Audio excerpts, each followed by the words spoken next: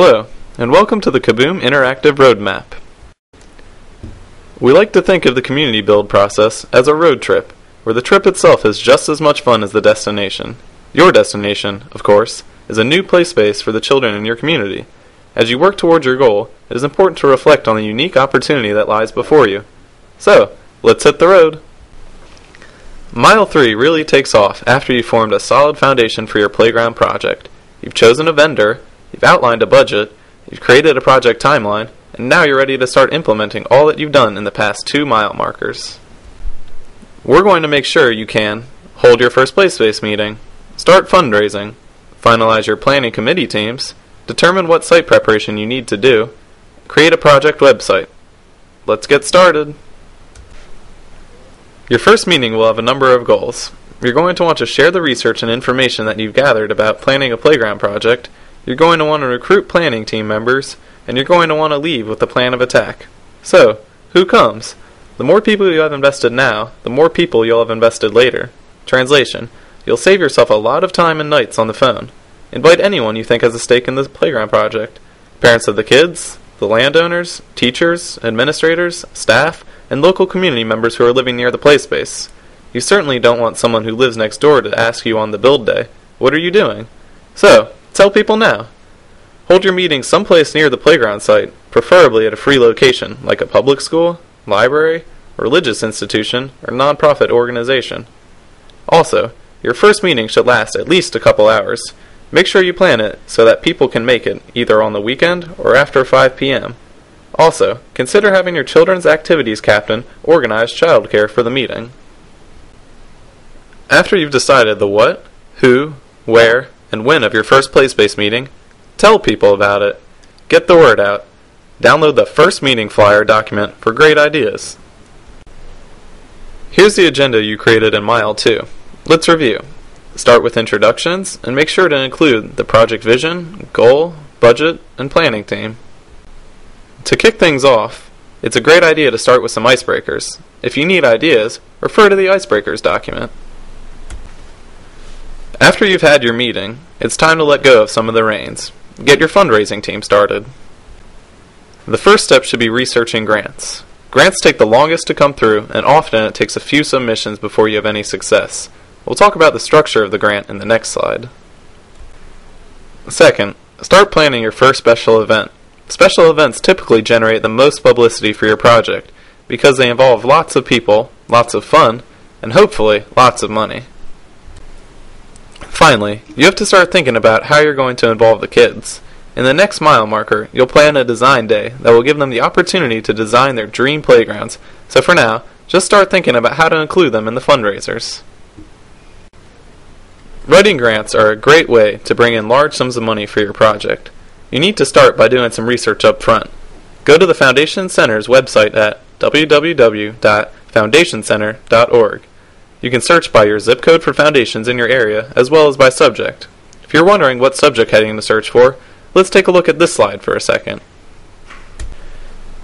Notice that the highest amount of grant dollars is awarded for the purposes of education, health, and human services. All of those categories can easily encompass a community build playground project. Just think of how many purposes a playground project serves: community development, philanthropy, volunteerism, children's health, environment, education. The list goes on. First, it begins with an executive summary. The executive summary is a snapshot description of the entire project. It's usually 1 page and contains the basics: the problem, the solution, how you'll use the funds, and who's going to be involved. The statement of need is the next component. This section explains the why of the project.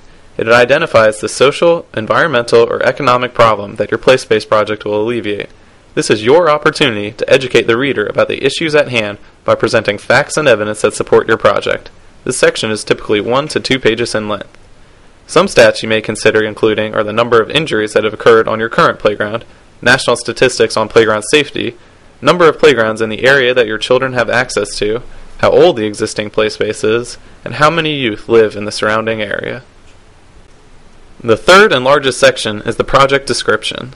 This is the nuts and bolts of your play space project. It should include an explanation of the project, a statement of objectives, methodology, and evaluation measures.